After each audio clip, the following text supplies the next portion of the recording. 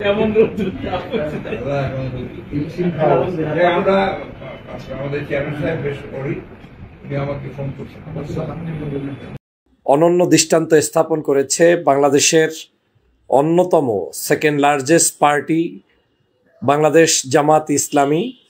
যে জামাত ইসলামী আজকে ঢাকার ইতিহাসে সর্ববৃহৎ সমাবেশ, লোক সমাগম এবং রাজনৈতিক সমাবেশ, সুশৃঙ্খল সুন্দর পদ্ধতির একটি সমাবেশ সমাপ্তি করেছে আজকের। সেজন্য সারা দেশের সকল জনগণকে জানাই আন্তরিক ধন্যবাদ, আগত সকল ভাইদেরকে জানাই আন্তরিক শুভেচ্ছা এবং অভিনন্দন, এবং আজকের এই আয়োজন বাস্তবায়ন করতে গিয়ে যারা কষ্ট করেছেন তাদের প্রতি কৃতজ্ঞতা জানাই। শুরুতেই যে ইনফরমেশনটি শেয়ার করতে চাই সেটা হচ্ছে ডাক্তার শফিকুর রহমান সাহেব, যিনি জামাতের আমির হিসাবে দায়িত্ব পালন করছেন। ওনার একটি ভিডিও আপনারা দেখেছেন যে বক্তব্য রাখা অবস্থায় তিনি পড়ে গিয়েছিলেন, লুটে পড়েছিলেন। দুইবার ট্রাই করেছেন, দুইবারই পড়ে গিয়েছেন। পরবর্তীতে তিনি তার ঐকান্তিক প্রচেষ্টায় আল্লাহর রহমতে তিনি বক্তব্য রেখেছেন। বসে বসে সেটা আরও বেশি জনগণকে আন্দোলিত করেছে, উদ্বুদ্ধ করেছে যে একজন বয়োজ্যেষ্ঠ মানুষ, তিনি অসুস্থ অবস্থায়ও জাতিকে ছেড়ে যাননি, মঞ্চ থেকে পালিয়ে যাননি, কিংবা অসুস্থ অবস্থায়ও চিকিৎসার কথা না ভেবে তিনি সেখানে বক্তব্য রেখে গিয়েছেন। আমি সেজন্য দেশবাসীর পাশাপাশি আমার ব্যক্তিগত তরফ থেকেও তার প্রতি কৃতজ্ঞতা ধন্যবাদ জানাই। এমন নেতাই হওয়া দরকার যেই নেতা তার কর্মী ছেড়ে যায় না, যেই নেতা তার শ্বাস প্রশ্বাস শেষ জীবনে শেষ সময় পর্যন্ত জনকল্যাণে আল্লাহর সন্তুষ্টির জন্য ব্যয় করেন। তার আপডেট হচ্ছে, আমি ব্যক্তিগতভাবে তার সাথে হসপিটালে গিয়ে দেখা করে এসেছি। আলহামদুলিল্লাহ তিনি এখন সুস্থ, তবে তার চিকিৎসার প্রয়োজন রয়েছে।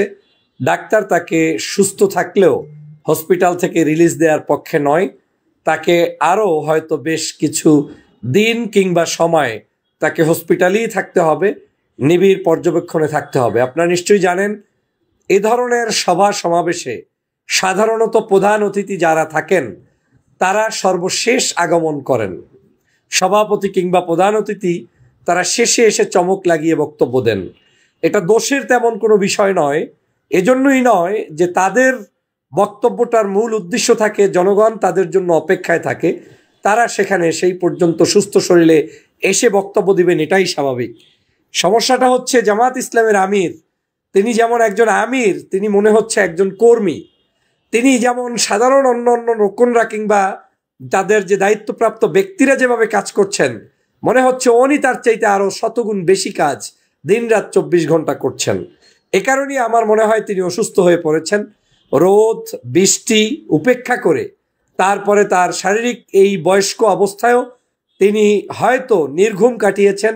সময়গুলো এভাবে পার করার কারণে আজকে পর্যাপ্ত পরিমাণ সুস্থ তা তিনি বোধ করতে পারেননি, এবং আজকে দেখেছেন হয়তো প্যান্ডেলের ভিতরেও সেই রকম ভাবসা গরম ছিল, সেখানে তিনি অসুস্থ হয়েছেন। কিন্তু আমি অবাক হয়েছি যে তিনি চাইলেই পিছনে ওয়েটিং জোনে ওয়েট করতে পারতেন, কিন্তু আমি দেখেছি মঞ্চে এসেছেন তিনি 2টার সমাবেশ 2টারও আগেই, মানে আমাদের গেস্ট যারা ওখানে উপস্থিত হয়েছে তার চাইতে অনেক আগে তিনি উপস্থিত হয়ে প্রমাণ করে দিয়েছেন যে তিনি সময়ানুবর্তিতা রক্ষা করেন। তিনি এখানের একজন অতিথি নয়, বরং এটা তার বাড়ি, সবাইকে তিনি দাওয়াত দিয়ে এনেছেন, তাই তিনি সবার সামনে সর্বাগ্রে উপস্থিত হয়েছেন।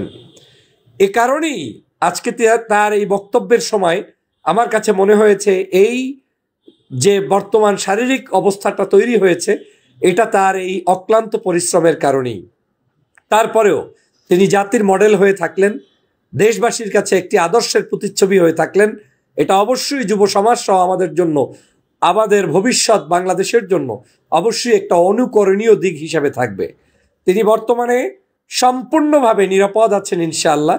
সকল মানুষের দোয়া প্রত্যাশা করি এর মতো একজন ব্যক্তি আমাদের মুরব্বি হারা আমরা যাতে না হই, সে যে দলের হোক, যে মতের হোক, যে আদর্শের হোক। একজন বাংলাদেশের জাতীয় বীর এবং নেতা শূন্য হওয়াটা দেশের জন্য যেমন ক্ষতিকর, রাজনীতির জন্য চরম একটি দুশ্চিন্তার কারণ হতে পারত। কিন্তু আল্লাহ পাক তার দীর্ঘ হায়াত রেখেছেন বিধায় তিনি স্টেজে যে অবস্থায় পড়ে গিয়েছেন তাতে মানুষের হাত ভাঙতে পারে, পাও ভাঙতে পারে, মেরুদণ্ডের ক্ষতি হতে পারে, ব্রেইনের ক্ষতি হতে পারে। সব কিছু উপেক্ষা করেও আল্লাহ পাক তাকে যে হেফাজত করেছেন, এটা আমি মনে করি সারা বাংলাদেশের মানুষের দোয়া এবং ভালোবাসার কারণে। তো দেশ বিদেশ থেকে যারা দুশ্চিন্তাগ্রস্ত অবস্থায় আছেন, আপনাদের জন্য সেজন্য তার নিউজটি আমি এই ক্ষুদ্র মানুষটি সর্বাগ্রে লাইভে জানিয়ে দিলাম যে আল্লাহ পাক তাকে এখন পর্যন্ত সহি সালামতে রেখেছেন, হসপিটালেই আছেন। হয়তো আরো কিছু দিন বা সময় তিনি সেখানে থাকবেন এবং আল্লাহ তাকে দ্রুত সুস্থতা দান করুক, সেজন্য আপনাদের সকলের দোয়া প্রত্যাশা করছি, কামনা করছি। দ্বিতীয় যে বিষয়টি বলতে চাই, আজকের জামাতের, আপনারা জানেন আমি যখন যে সভা সমাবেশ কিংবা প্রোগ্রামে যাই, আসার পরে একটি সামারি দেওয়ার চেষ্টা করি যে আসলে সেখান থেকে আমাদের শেখার কি আছে। আজকের জামাত ইসলামের ভাইয়েরা যে শিক্ষা বাংলাদেশকে দিলেন, জাতিকে দিলেন, এটা অবশ্যই রাজনীতিতে নতুন একটি দিগন্ত স্থাপন করবে। কোনো হুড়হুল্লোড় নেই, বক্তাদের মধ্যে কোনো কারাকারি নেই, টাইমিং নিয়ে কেউ কোনো অতিরঞ্জিত বাড়াবাড়ি নেই। যাকে যতটুকু সময় দেওয়া হয়েছে সে ততটুকু সময়ের মধ্যে বক্তব্য দিচ্ছেন। কেন্দ্রের যত বড় নেতা, তারপরেও তার টাইম শেষ হয়ে গেলে তাকে পিছন থেকে গিয়ে ওই দলেরই ক্ষুদ্র নেতা গিয়ে, উপস্থাপক গিয়ে বলছেন আপনার টাইম শেষ, সময় সংক্ষিপ্ত করতে হবে। ভয়ে দ্বিধাহীনভাবে এভাবে যে কাজ পরিচালনা করতে পারছেন, এটা একটি আদর্শ সংগঠনের রূপরেখা ছাড়া অন্য কোথাও সম্ভব বলে আমি মনে করি না। এই মঞ্চ সজ্জিত, ঢাকা শহরের প্রত্যেকটি অলি গলি সজ্জিত। কি দিয়ে সজ্জিত? লোক দিয়ে সজ্জিত, যেটা আমাকে আনন্দিত করেছে, উল্লাসিত করেছে, আবেগতাড়িত করেছে। আজকের ঢাকার এমন কোনো রাজপথ ছিল না যেখানে তাদের দলীয় মিছিল হয়নি কিংবা তাদের দেশ নিয়ে ভাবনার স্লোগান হয়নি। রোডঘাট কোথাও কোনো মানুষের ভিতরেও অস্বস্তির কোনো জিনিস আমি দেখতে পাইনি। মনে হয় যেন জনগণ অপেক্ষা করছিল এরকম একটা দিনের, যেদিন তারা সবাইকে ওয়েলকাম জানাবে। ঢাকাবাসীকেও আমি সেজন্য ধন্যবাদ জানাই, কারণ তারা সেই জায়গায়ও আজকের যথেষ্ট পরিমাণ সহযোগিতা করেছে এত বড় সমাবেশকে সুন্দরভাবে বাস্তবায়ন করার জন্য। দেখেছেন সমাবেশ শেষ হওয়ার সাথে সাথে শৃঙ্খলা বাহিনীর তাদের যারা লোক রয়েছে, তারা সেটা পরিষ্কার পরিচ্ছন্ন পর্যন্ত করছে। ঢাকা বিশ্ববিদ্যালয়ের ক্যাম্পাসগুলোতে পরিষ্কার পরিচ্ছন্নতা করছে। তাদের জাতীয় পর্যায়ের নেতারা সেই পরিষ্কার পরিচ্ছন্নতায় অংশগ্রহণ করছেন। কি সুন্দর দৃশ্য! তাদের মাইক, শ্বাস সজ্জা, তাদের মানুষের আগমন, তাদের প্রত্যেকটি কার্যক্রম, গেট থেকে শুরু করে ম্যানেজমেন্ট থেকে শুরু করে, কোন অংশ রেখে কোন অংশ বলবো, আমি সবগুলো দেখে আবেগ আপ্লুত। এটা একটি আদর্শবাদী সংগঠন বিদায়ী তারা সেটা করতে পেরেছে। বক্তাদের ক্ষেত্রেও তারা তাদের সর্বোচ্চ স্যাক্রিফাইস করে তারা চেষ্টা করেছে বাংলাদেশের বিভিন্ন কর্নার থেকে মানুষগুলোকে ডেকে এনে একটু হলেও সময় দিয়ে সেখানে সবার সাথে সুযোগ করে দেওয়ার। সেজন্য আমি ধন্যবাদ জানাই আজকের এই আয়োজক কমিটি সহ সবাইকে। বিশেষ করে এত বড় একটি সুশৃঙ্খল প্রোগ্রাম, আমিরে জামাত অসুস্থ হলেন, মুহূর্তের মধ্যে অ্যাম্বুলেন্স হাজির, তাদের নিজস্ব ভলান্টিয়ার হাজির, তারা তাদের কাছে নিয়ে গেলেন। আপনারা দেখেছেন প্যান্ডেলের ভিতর থেকে তথা সোহরাওয়ার্দী উদ্যান থেকে বহু মানুষ অসুস্থ হলেন, তাদেরকে শৃঙ্খলা বাহিনীর লোকেরা নিয়ে যাচ্ছেন, ভলান্টিয়াররা নিয়ে চিকিৎসা দিয়ে দিচ্ছেন। আজকের এই অনুষ্ঠানটিতেও শহীদ হয়েছেন কয়েকজন ভাই, সম্ভবত 2 থেকে 3 জন ব্যক্তি আসার পথে অ্যাক্সিডেন্ট কিংবা একজন ব্যক্তি এই অনুষ্ঠান চলা অবস্থায় মৃত্যুবরণ করেছেন। আল্লাহ পাক তাদের জান্নাতের সুউচ্চ মাকাম দান করুক। আমার জীবনের দেখা যত বড় বড় সমাবেশে গিয়েছি কিংবা মাহফিলে গিয়েছি, আমি আজকের বলতে বাধ্য হচ্ছি, এই প্রজন্মের কাছে ইতিহাস সৃষ্টিকারী, ঢাকার বুকের সর্বোচ্চ ইতিহাস সৃষ্টিকারী এরকম সমাবেশ আমার চোখে এখন পর্যন্ত দেখা হয়নি। আমি শুনেছি শহীদ রাষ্ট্রপতি জিয়াউর রহমানের জানাজায় লোক হয়েছে, শুনেছি, তখন বাইরে ছিলাম, গোলাম আজম সাহেবের জানাজায় লোক হয়েছে, শুনছি আজহারি সাহেবের মাহফিলে লোক হয়, দেখেছি ইসলামী আন্দোলনের সমাবেশে লোক হয়েছে, দেখেছি দেশনেত্রী বেগম খালেদা জিয়ার বিভিন্ন সাবেক প্রোগ্রামগুলোতে লোক হতো। আজকের প্রোগ্রাম আমার কাছে অনন্য উদাহরণ হিসেবে থাকবে।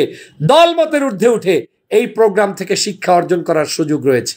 দেখেন রাজনৈতিক অনেক অনেক আলোচনা থাকে, সমালোচনা থাকে। আজকেও যখন আমিরে জামাত অসুস্থ, বিএনপির মহাসচিব মির্জা ফখরুল ইসলাম আলমগীর সাহেব কিন্তু ইতিমধ্যেই তার কাছে হসপিটালে গিয়ে দেখা করেছেন। আমরা হসপিটাল থেকে বের হয়েছি, তার 2-1 মিনিটের মধ্যেই সম্ভবত তিনিও প্রবেশ করেছেন। তার মানে হচ্ছে রাজনীতিতে আলোচনা থাকবে, বক্তব্য থাকবে, মতামত থাকবে, কিন্তু সৌন্দর্যতাও থাকতে হবে। যে সৌন্দর্যতা তারা স্থাপন করেছেন সেজন্য তাকেও ধন্যবাদ জানাই। আজকের বাংলাদেশের বিভিন্ন রাজনৈতিক দল, শ্রেণী পেশার মানুষরা এখানে উপস্থিত হয়েছেন, তাদেরকে ধন্যবাদ জানাই। এই যারা উপস্থিত হয়ে এত বিশাল একটি সমাবেশকে সাহসিকতার সাথে সাহায্য করেছেন, আপনাদের প্রতি কৃতজ্ঞতা। পুলিশ বাহিনী, প্রশাসন, বিভিন্ন ধরনের যারা এখানে উপস্থিত ছিলেন, আপনাদের প্রতি কৃতজ্ঞতা। সর্বোপরি এই সরকারের প্রতি কৃতজ্ঞতা। আপনাদেরকে বলে রাখতে চাই, এত বড় সমাবেশ এবং একজন আমিরের বক্তব্য অবস্থায় তিনি পড়ে যাওয়ার পরেও বক্তব্য শেষ করেছেন বসে বসে, এই সাহসী নেতৃত্ব, এবং এটা একমাত্র আল্লাহর রহমত ছাড়া হয় না। আমার কাছে মনে হচ্ছে যে মানুষগুলো শহীদ হয়েছে, ওই শহীদি মানুষগুলোর রক্তের বিনিময়ে আজকের এই সমাবেশ সফল হয়েছে, সুন্দর হয়েছে। যারা দেশ বিদেশ থেকে বিভিন্ন জায়গা থেকে সমাবেশে উপস্থিত হয়ে আজকের এই একটি আদর্শ সমাবেশ উপহার দিয়েছেন, আপনাদের প্রতি কৃতজ্ঞতা জানাই, ধন্যবাদ জানাই।